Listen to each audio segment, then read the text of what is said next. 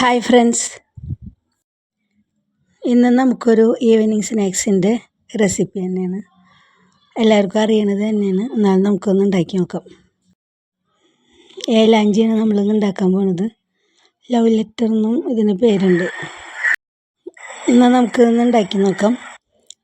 ആദ്യം തന്നെ നമുക്ക് മിക്സിയുടെ വലിയ ജാറിലേക്ക് നമുക്കൊരു മുട്ട പൊട്ടിച്ച് വയ്ക്കാം. പിന്നെ അതിലേക്ക് നമുക്ക് 1 കപ്പ് വെള്ളം ഒഴിച്ചു കൊടുക്കാം. പിന്നെ 1.5 കപ്പ് മൈദയും ചേർത്ത് ആവശ്യത്തിന് ഉപ്പും ചേർത്തിട്ട് നമുക്കിത് മിക്സിയിൽ നന്നായിട്ട് അടിച്ചെടുക്കണം. ഈ ഒരു കൺസിസ്റ്റൻസിയിലാണ് ഇത് വേണ്ടത്. മൈദയ്ക്കും ദോശയ്ക്കും ഒക്കെ അരയ്ക്കുന്നത് പോലെയുള്ള കൺസിസ്റ്റൻസി വേണം. ഇനി ഈ സമയം നമുക്ക് ഇതിൻ്റെ ഉള്ളിലേക്ക് വയ്ക്കാനുള്ള ആ ഫില്ലിങ് ഉണ്ടാക്കാം. അതിന് വേണ്ടിയിട്ട് ഒരു 2 സ്പൂൺ നെയ്യ് ഒഴിച്ചിട്ട് അതിലേക്ക് ചെറുതായിട്ട് കട്ട് ചെയ്തിട്ടുള്ള കാഷ്യൂനട്ട് ഇട്ടിട്ട് നന്നായിട്ട് വറുത്തെടുക്കണം. അതിനത് വറുത്ത് ചുവന്ന് കഴിയുമ്പോൾ അതിലേക്ക് നമുക്ക് 1 കപ്പ് നാളികേരം കൂടി ഇട്ട് കൊടുക്കാം. ഇനി അതിലേക്ക് നമുക്ക് ഓരോരുത്തർക്കും ആവശ്യമായിട്ടുള്ള മധുരത്തിനനുസരിച്ചുള്ള പഞ്ചസാര ഇട്ട് കൊടുക്കാം.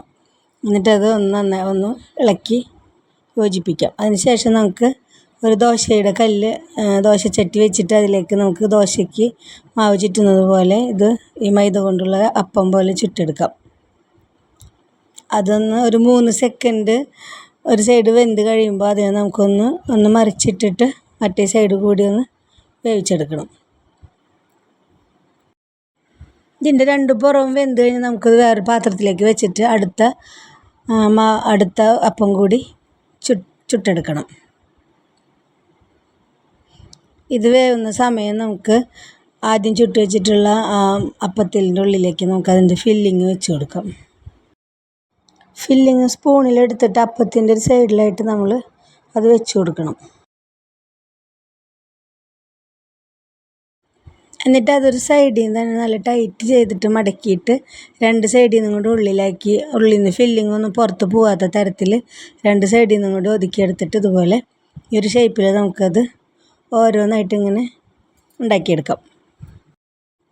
വളരെ ടേസ്റ്റിയാണ്, പെട്ടെന്ന് ഉണ്ടാക്കാനും പറ്റും, എല്ലാവർക്കും ഇഷ്ടാവുകയും ചെയ്യും.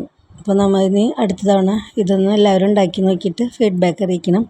ഒപ്പം സബ്സ്ക്രൈബ് ചെയ്യാത്തവരുണ്ടെങ്കിൽ സബ്സ്ക്രൈബ് ചെയ്യുക. Thanks for watching. ബൈ.